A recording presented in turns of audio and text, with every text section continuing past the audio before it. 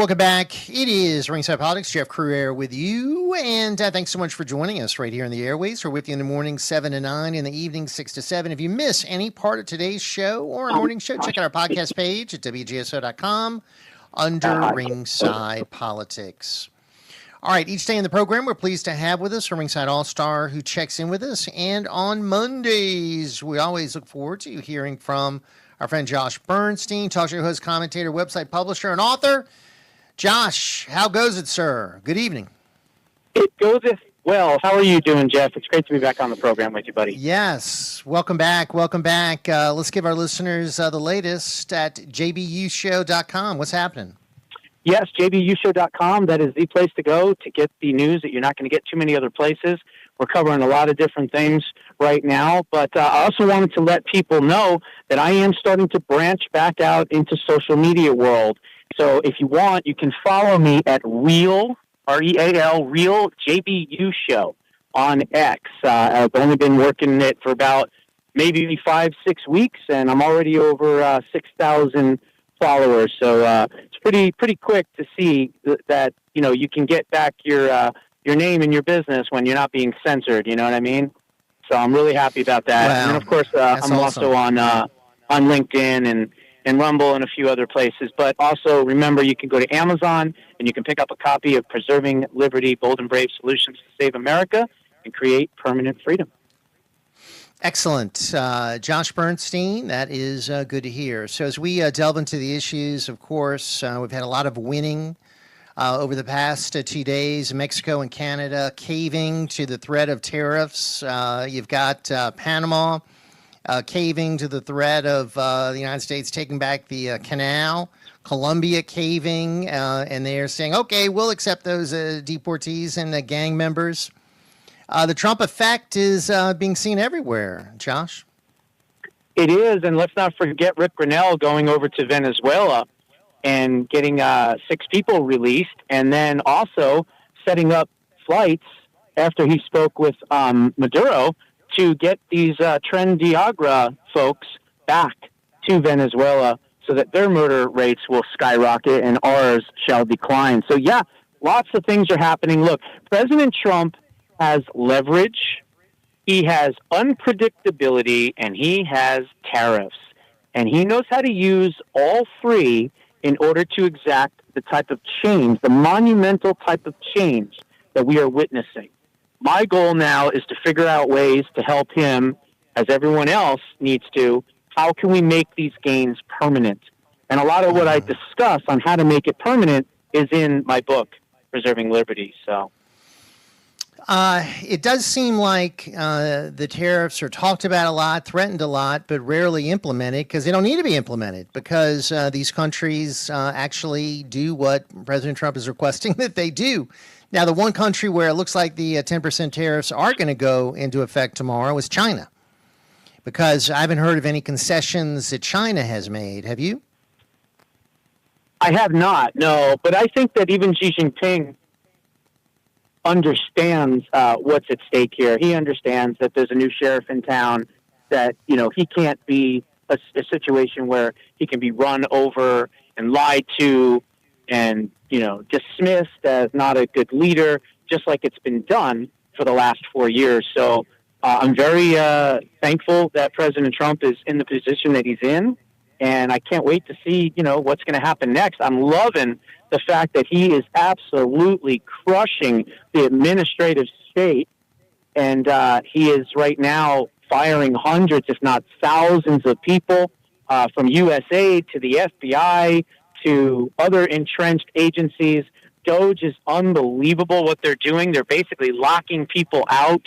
And it's a wonderful thing to see because we are eliminating the administrative state, and we're finally doing something that we never thought was possible, having the government work for us, not against us. Well, and to actually follow the will of the people. I mean, this president was elected. This is his agenda, and now it's being implemented, as opposed to in the past when he was in there, it was being, stopped. And they were trying to do everything they could to, run him out of office and impeach him and, convict him and all these things. And now, I mean, boy, he's really learned. He's hitting the second term with the right people and the right energy and executive orders galore. So it's really an impressive start, and good things are happening. And you're right, Doge. So let's talk about that for a second. They've been on a tear, and now, from what I can tell, they're going to be targeting the Department of Education, and that is a massive cesspool of bureaucratic waste, wouldn't you say? Oh, without a doubt. Absolutely. I mean, it has to be gutted. The whole thing has to be gutted. I do hope that they close it down. I've said this before. Close it down. Send it back to the states.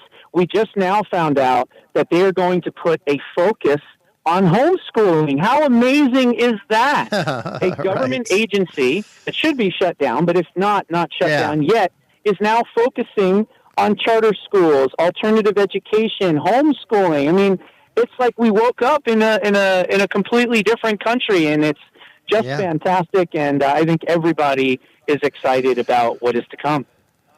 I know. So dozens of Department of Education employees received letters as business hours closed Friday, placing them on administrative leave.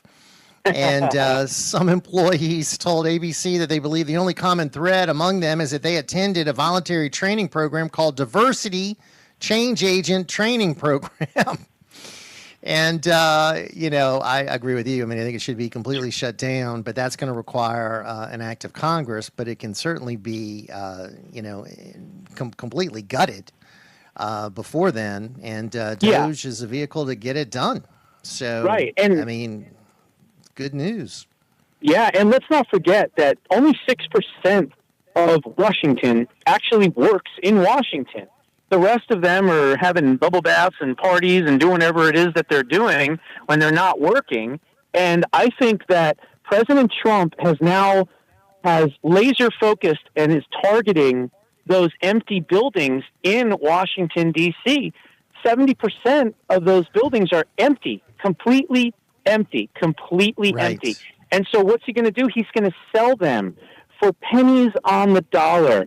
And this is a wonderful development, because how's another way to get rid of the deep state and the administrative state? Get rid of them, fire them, and guess what? If there's a new administration in the future, you got nowhere to put them anymore. So I love this. I love the fact that they are getting rid of these abandoned buildings and uninhabited commercial real estate. Yeah, that can bring in a lot of money. 504-556-9696. Let's welcome our friend Nolan joining us. Long time no hear, Nolan, from the great city of Destrehan. It was good seeing you the other night. How are you, Nolan? Hi, Jeff. And Josh, I was always a big fan of his. He was so analytical, and he would get past all the his research was amazing. Saturday night still is good. Yeah. Mm-hmm. Oh, it still is amazing. Yeah. Thank you very much. Saturday night there was a show on, and the gal's name was Marianne, and the male host had a deep voice, and he was talking about Tulsi Gabbard being a Democratic spy, and then she's going to get in and mess up Trump's plans, for her confirmation. Did you hear about that, Jeff? Okay, so let me ask you, Nolan. That was a show on our station. It was on it was on 990. Okay, and it was and it was midnight. late. I don't know if it might have been one of the Go ahead. It was late Saturday night. That was probably a syndicated show. I think it was this guy John Wells. I think that's who it was. I think he's got a program late Saturday night, right? Late Saturday night. He used to do Coast to Coast. I think that's the same John was. But anyway, he had a deep voice, and it sounded like... Yeah, that's him. He's got a super deep voice. You're right. That's him. Yep. That's him. John B. Wells, Midnight Caravan. I've been on that show a bunch of times. Yeah, Midnight Caravan. Yeah, he's on our station Saturday nights from 9 p.m. to midnight. And as you say, he is a frequent guest host to Coast, and I also have been honored to be on his program as well. So what was he saying, Nolan? He was saying that Tulsi was an operative of the Democratic Party and that she belonged to 2 or 3 socialist groups. And, in fact, she's been a member of one, she's a member in high-ranking of some group, and this was in 2023. And I just couldn't believe what was being said. I mean, I'm just wondering if it's true or if it was one of Soros's channels, or I don't know. Well, I mean, the guys have been doing that for a long time. He's a legitimate host. He does delve into conspiracies and so forth, and he's got different content. Here's my view, and I'm going to turn it over to Josh. I think Tulsi Gabbard is the real deal. I mean, I've followed her for a number of years. I mean, I think she's genuine. I don't think she's phony. I think she'd be a big addition to the Trump team. I like her stance on wars and in pursuing peace. I like her stand on, protecting individual rights and fighting government intrusion. So, I mean, I think she's got some good views and is courageous. She's, serves our country in the military. So I'm in favor of her. I'll have to look into what he's saying some more, Nolan. But Josh, what do you say, sir? Well, I kind of agree with you. I do. But I've also said this before, and I'll say it again. Look, if you're going to play the odds and you do have Democrats in your cabinet, the odds are that at least one is an infiltrator or a subversion. And we don't know which one it is. And we hope it's not Elon, that's for darn sure. But if it's RFK Jr. or if it's Tulsi or if it's somebody else, we just don't know the answer to that. I hope and pray that none of them are there, and I'm just, being overcautious here. But, the odds are that maybe one is. And I've said that before, and I'll say that publicly. But I do hope that none of them are. And, maybe this is completely different. Look, it looks as though the establishment is against her. The establishment is against RFK Jr. The establishment is against Hegseth and Patel and all these people. Cash because and Elon. Yeah, right, because they do want real change, or at least that's what they're putting forward. And so I'm going to have to give them the benefit of the doubt that they're legit. But there's always, that part of my mind that says, well, it's a possibility. And you know what? To be subversive. You know what? President Trump has done a much better job of choosing people in the second term than he did in the first term. He chose a lot of squirrels in the first term. But in this term, I think so far I haven't seen anybody bad that he's chosen. Have you, Josh? No, as a matter of fact, I want to say this because a lot of times people in different positions can elicit different responses. And what I mean by that is Marco Rubio. When he came in through the Tea Party candidates and all that and came into the Senate, he was a Tea Party candidate, right? You remember we talked about it years and years and years ago. Him and Ted Cruz and Scott Brown, who's no longer there, and Tom Cotton and a bunch of others. Mm-hmm. Long story short, he became more of a moderate or an establishment type of Republican. But you see him now at the State Department. My goodness, he is bright. He is articulate. He is 100%, from what I can tell, has Trump's ear and is definitely executing the Trump agenda. And I think that he can be one of the most consequential Secretary of State in U.S. history. Right. Yeah. I truly believe that. And which shows you the brilliance of the Trump selection and the fact it seems to be working out. All right, Nolan, we're up against the clock, my friend. Good. But go do the investigation. Thank you. All right, my friend. Good to hear from you. That's Nolan with us in Destrehan. Let's take care of some business. Quick time out. More Ringside Politics coming your way. Jeff Crouere here. Josh Bernstein with us. 504-556-9696. Our talk line. We'll be right back.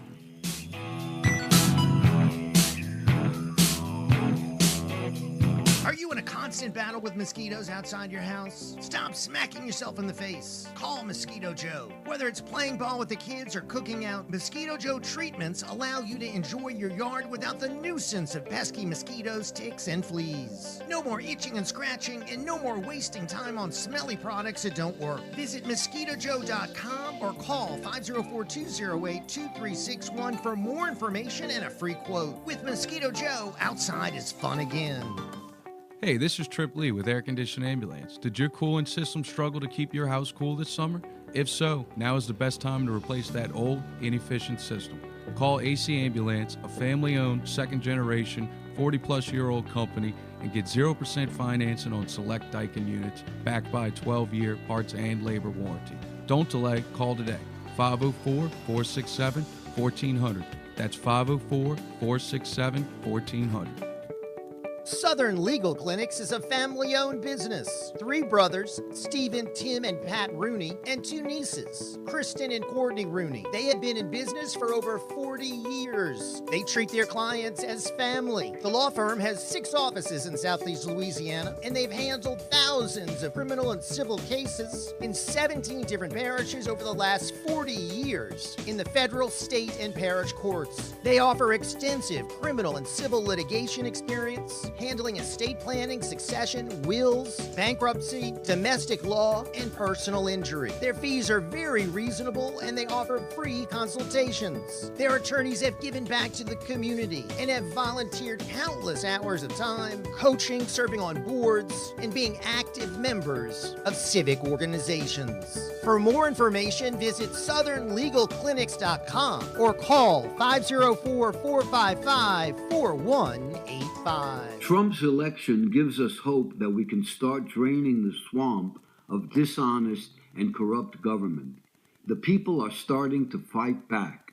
In Louisiana, that fight is led by the Home Defense Foundation, which Jeff Crouere calls the most effective grassroots group in the whole state. Our record is 60 wins and no losses in the state legislature. Do you have an idea of what issue we should tackle next? If so, I want to hear it. Write to Mike at hdfnola.org. That's Mike at hdfnola.org. And go to that website, hdfnola.org, and check it out. Get involved. Come to a meeting. Everything we do is free. Make some new friends.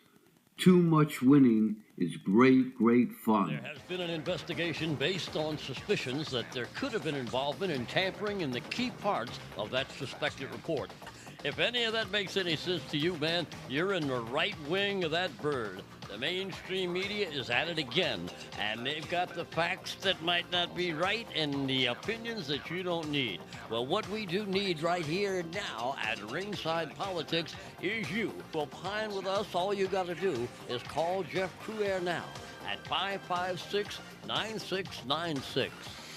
Well, we have to have a laugh this evening, and it's Joe Biden, good for a laugh. He is now signed with Creative Artists Agency in all areas, and they say that they are looking forward to welcoming him back.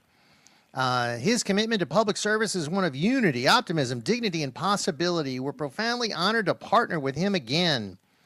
So CAA has Barack Obama is one of their clients, and now Joe Biden. They're going to try to pitch him. Yeah. Josh, I don't see there'll be a lot of buyers for that. He already has a movie role ready. He's going to play the dead body in Weekend at Bernie's. Is it 3 or 4? Or, I don't know how many they did, but that's what he's planning on doing. But, you know, I'll tell you something. That CAA, believe it or not, I have family that started that from many, many, many years ago. And in the beginning of my career, I reached out to them to see if they would take me on as a client. And even having family connections with them, again, they're Jews, just like I am, they were like, nope, we're not going to do it.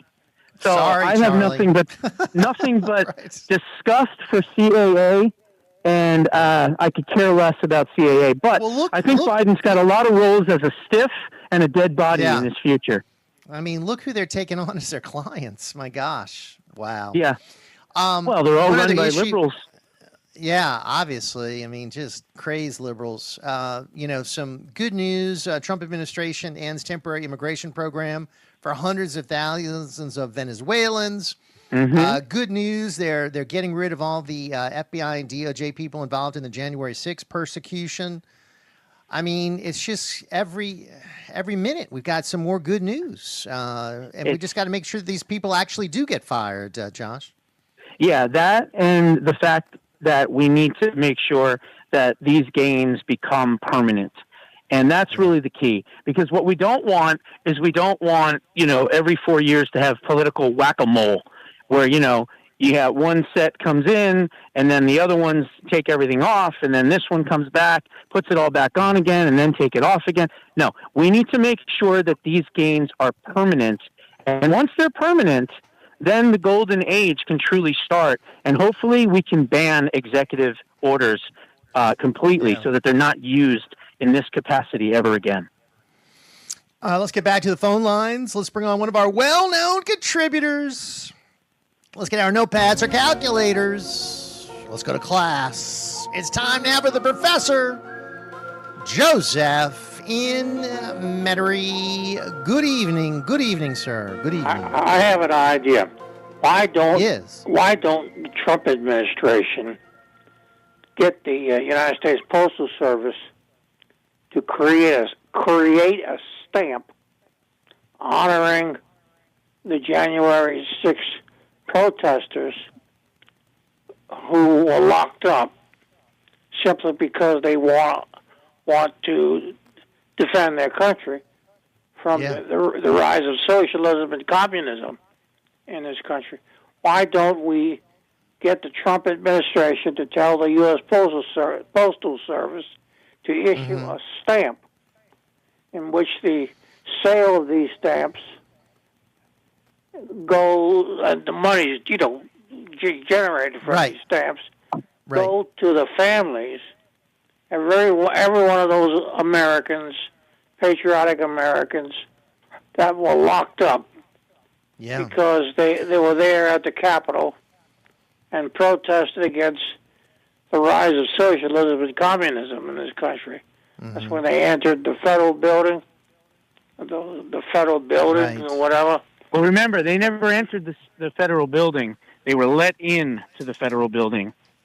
Oh, okay. Well, the thing is, you got to remember, they have financially suffered a lot. Absolutely. Oh, my God. Okay. And mental they need suffering? to be compensated. Yeah, I agree. Well, they got a $50 billion lawsuit, Joseph, and I don't know where that's going to go. The best way to make sure that patriotism is no longer a crime in this country is to make sure that it is financially rewarded to be patriotic.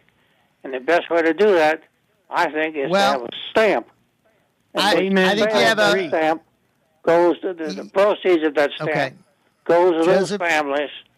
I like your idea. I like your idea, my friend. We're up against it, but great idea. We need to help those families. They've suffered enough, and hopefully they will be compensated. Josh, we're up against it, sir. Have a great week. We'll talk to you next Monday. You got it. Thank you, Ms.